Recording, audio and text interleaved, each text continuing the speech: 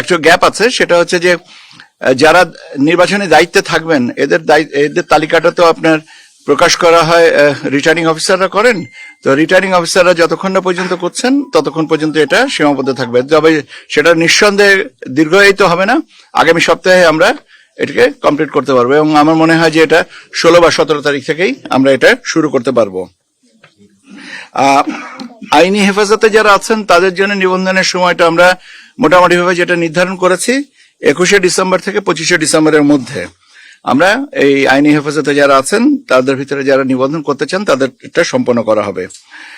আর last যে সেগমেন্টটা হচ্ছে যারা নির্বাচনের সরাসরি দায়িত্বে থাকবেন তাদেরটা আরেকটু সময় লাগবে, তার কারণ হচ্ছে যে ডেপ্লয়মেন্ট প্ল্যানের উপরে তাদেরকে নির্ভর করছে। আমরা তো ঠিক জানি না যে কাকে কাকে কোথায় কি ডেপ্লয়মেন্ট করা হবে, তবে আরো রিটার্নিং অফিসাররা যখন আপনার এটা ঠিক করে দিবেন তারপর পরই অন্ততপক্ষে returning officer, presiding officer, assistant presiding officer, polling অফিসারদের নিবন্ধনটা শুরু হয়ে যাবে, যেটা আমি বলেছি আগামী 16 বা 17 তারিখ থেকে শুরু করা হবে।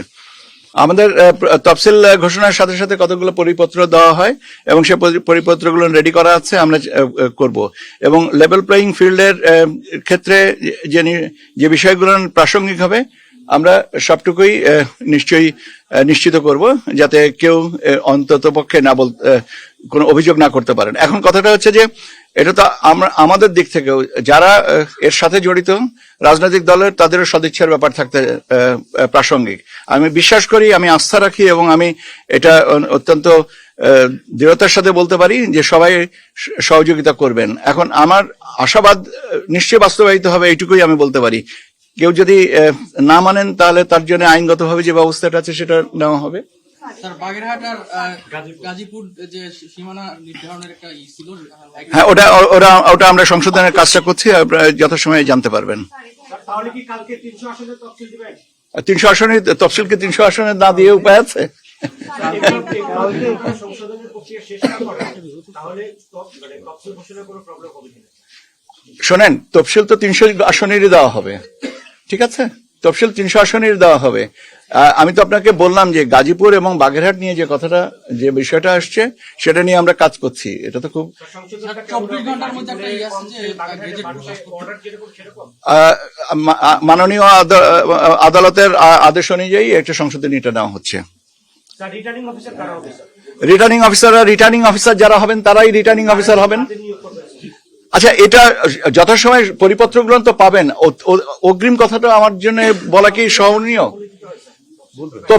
তফসিল তো সন্ধ্যা 6টার সময় জাতির উদ্দেশ্যে ভাষণে মাননীয় প্রধান নির্বাচন কমিশনার স্যার বলবেন, তারপরে আমাকে বলেন যে তফসিল ঘোষণা হয়েছে, এটা হয়নি, তখন আমি বলতে পারি। আগে তো বলাটা কি সমীচীন? আপনাদের কর্মকর্তা কাউকে কি দিচ্ছেন? আবার এই একই তো প্রশ্ন যে তফসিল ঘোষণার পরে রিটার্নিং অফিসারদের কথাটা আসবে, আগে থেকে এই জিনিসটা আমার বলাটা উচিত না।